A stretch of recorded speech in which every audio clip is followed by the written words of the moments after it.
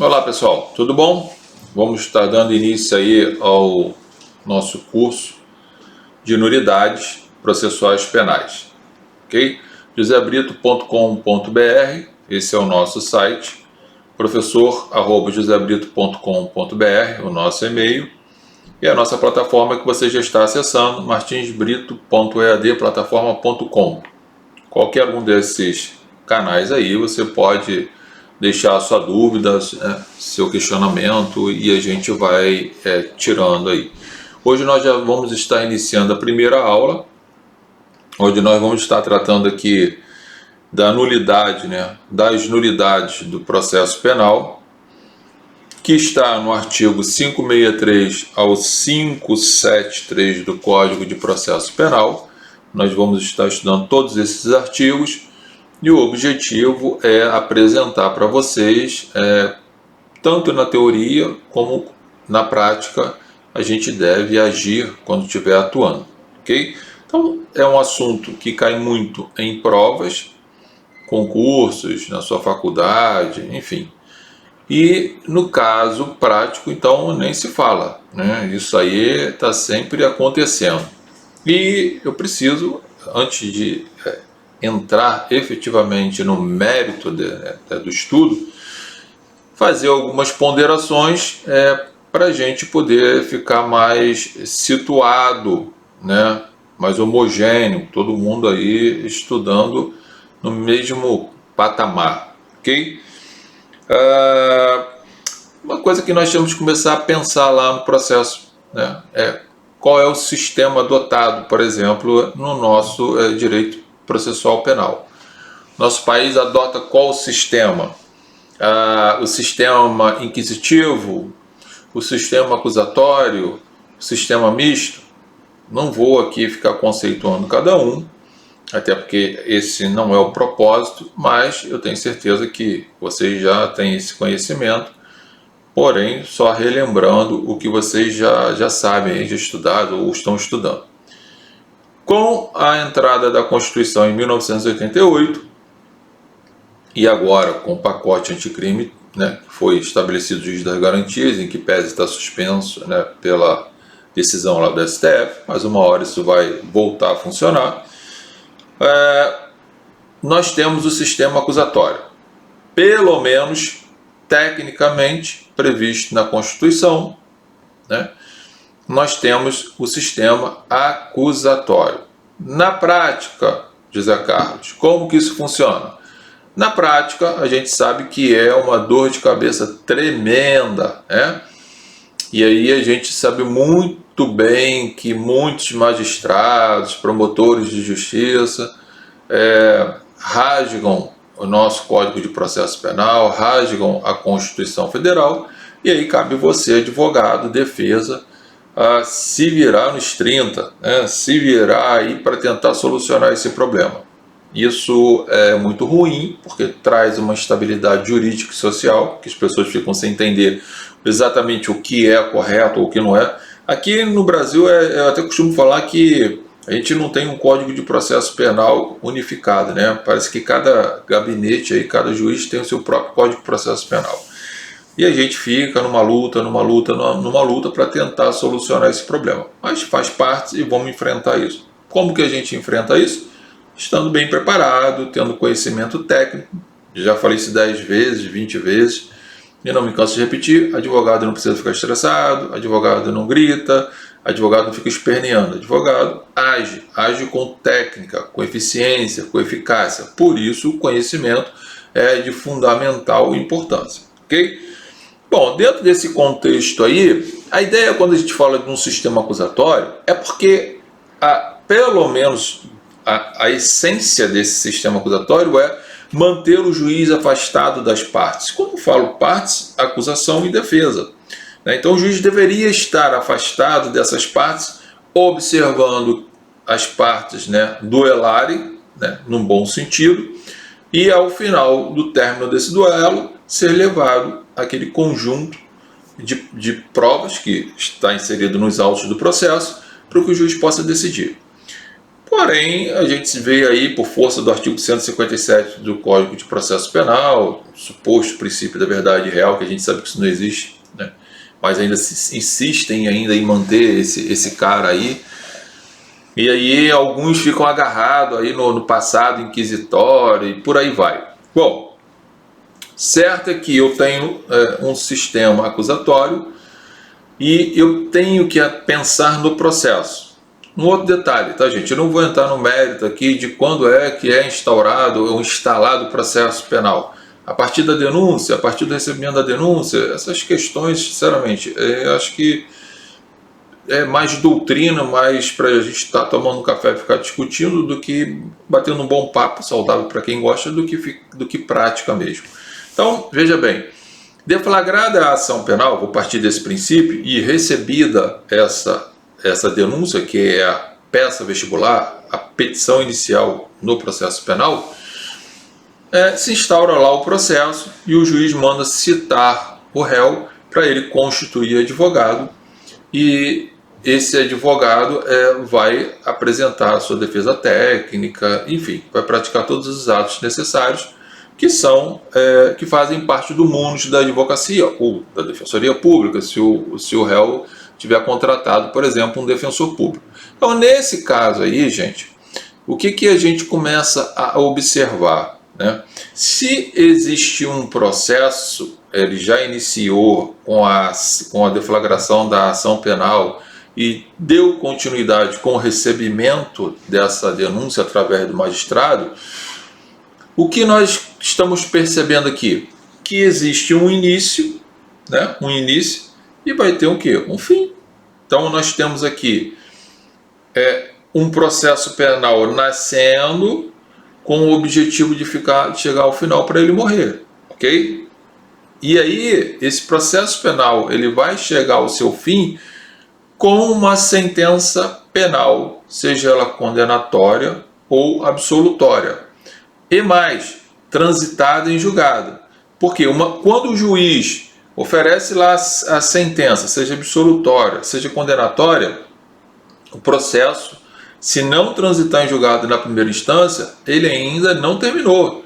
Portanto, outros atos processuais provavelmente vão estar acontecendo para que esse processo chegue ao seu fim, que é uma sentença penal transitada em julgado, podendo ser absolutória ou podendo ser condenatória, ok? Então, há necessidade que se tenha um procedimento para que este processo tenha um início, meio e fim. E mais, este procedimento, e a gente tem o procedimento comum ordinário, sumário, sumaríssimo, isso aí a gente pode já discutir isso, mas depois a gente vai discutir em outra ocasião. Independente do procedimento, tá? Eu passo a ter dentro desses procedimentos diversos atos processuais. O que são esses atos processuais? É a movimentação do processo para que ele saia do seu início e vá caminhando ao fim. Para o fim. Qual fim? Uma sentença penal, seja absolutória ou condenatória. Tanto de primeira instância quanto numa segunda instância, ou até lá no STF, se o processo chegar até lá. Certo é que vai ser finalizado o processo quando transitar em julgado a sentença. Então inicia-se o processo com o oferecimento da denúncia ou queixa, e já falei isso, vou esquecer essa discussão de quando que está instaurado, não quero entrar nesse mérito, e ele vai terminar com o trânsito em julgado da sentença. Ponto. Nesse intervalo de vida, da nascença dele até a sua morte, até o seu término, existem atos processuais. Esses atos processuais, eles não são criados de qualquer jeito, à la Bangu, de qualquer forma, não. Está aqui, estipulado aqui no Código de Processo Penal. Então, existem formas e fórmulas para serem respeitados esses atos processuais. E a questão é, se esses atos processuais não forem respeitados, ele pode gerar um dano, a uma das partes, e aí esse dano vai contaminar o processo, tá? Então, Eu já estou falando aqui para você que eu tenho, tecnicamente ou doutrinariamente falando, que é o que nós temos aí dos doutrinadores, a ideia, né, de uma suposta, né, nulidade relativa e uma suposta nulidade absoluta, tá?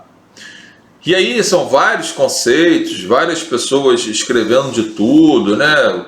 Nulidade relativa é aquela que, se uma vez não for arguída no tempo certo, ela vai ser convalidada e passa a produzir seus efeitos legais. Ou seja, o que era errado se torna legal, correto, por inércia da outra parte, que aceitou, anuiu aquele vício, aquele erro, né?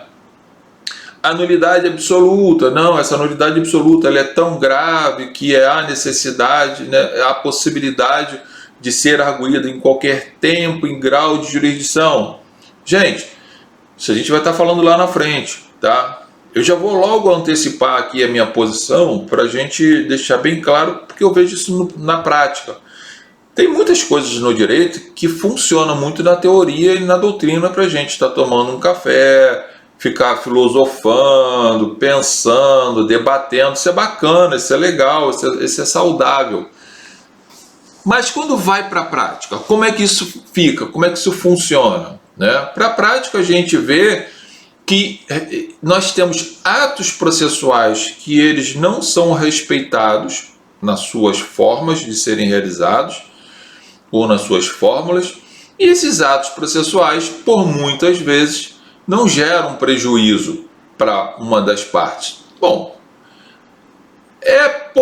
não é que não gere um prejuízo, eu acho que todo ato processual, e aí nesse caso eu sou até legalista, no sentido de respeitar a lealdade processual e o direito das partes, eu acho o seguinte: se tem alguma nulidade, se tem algum erro naquele ato processual, ele deve ser sanado, tá? Para que não gere um prejuízo a nenhuma das partes. Mas na prática a gente sabe que isso não acontece. Por muitas vezes a defesa, o réu, ele é prejudicado por um ato processual e o juiz e os tribunais vêm flexibilizando, relativizando a ideia dessa nulidade sob o manto de que ela não gerou prejuízo. Ora, não gerou prejuízo para quem, cara pálida? Gerou prejuízo, sim, provavelmente para o réu. Então é muito fácil falar que a gente tem que definir, né, essa distinção de nulidade relativa para nulidade prática, para nulidade relativa, no sentido de que você não está preocupado com o réu e olhando aquele papel como um papel e não como uma vida que está sendo julgada ali, tá? Então, a ideia dos atos processuais, eu particularmente entendo e acompanho as pessoas que não faz distinção nessa questão de nulidade relativa e nulidade absoluta. Para mim, nulidade é nulidade. Uma vez ocorrendo a nulidade, e em regra, sempre vai gerar um prejuízo. Eu já vi casos absurdos. A testemunha de acusação não compareceu, mas o juiz quis ouvir a testemunha de defesa. Aí o advogado até falou que não pode, porque o código veda isso e tal. O juiz, não, mas eu estou presidindo, eu vou ouvir, quero ouvir, e aí acaba ouvindo. Aí o advogado vai lá, faz a consignação na ata, que está invertendo, que aquilo é unidade absoluta, que aquilo gera prejuízo, como é que uma testemunha de defesa vai depor antes de uma testemunha de acusação. Prejudica a defesa? É óbvio que prejudica. Mas já vi decisão de falar que a defesa não conseguiu provar o prejuízo dessa inversão. Pô, gente, isso é uma brincadeira, né? Aceitar isso realmente não dá. Aí já é demais. Aí que eu falo. O problema de você flexibilizar, né, essa relatividade, essa relativação da nulidade relativa e nulidade absoluta, deixar a cargo do juiz, é porque se torna uma coisa subjetiva. E aí ele pode tomar a decisão que ele entender que seja mais cabível, porém a decisão dele nem sempre que foi tomada pode ser a mais correta e a mais justa. Tanto é verdade que existe o princípio da falibilidade humana. Se existe o princípio da falibilidade humana, significa dizer que todos nós podemos, por algum motivo qualquer, falhar, né? Então fica aqui essa informação para vocês, desse contexto inicial de que eu radicalmente sou contra essa ideia da diferença de nulidade relativa e absoluta. Fim dessa primeira aula, logo a gente vai estar retornando para falar da continuidade desse assunto, ok? Bons estudos para todos e um abraço.